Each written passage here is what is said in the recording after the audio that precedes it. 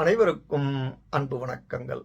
இன்றைய இறைய முதத்திலே நாம் பார்க்க இருப்பது ஸ்ரீ வியாச பகவானால் இயற்றப்பட்ட ஸ்ரீ ராம புஜங்க அஷ்டகத்தின் 6வது ஸ்லோகத்தை தான் பார்க்க இருக்கிறோம். வாருங்கள். பவாப்தி போதரூபகம் ஹ்யசேஷ தேக கல்பிதம் குணாகரம் கிருபாகரம் भजेह राममद्वयम् भवाब्धिपोतरूपकम् ह्यशेषदेहकल्पितम् गुणाकरं कृपाकरं भजेह ராமமத்வயம்.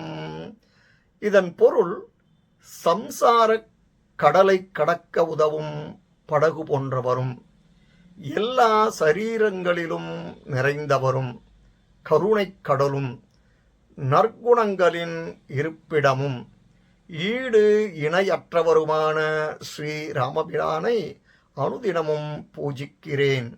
இதன் தொடர்ச்சியை அடுத்த பதிவிலே பார்ப்போம். நன்றி, வணக்கம்.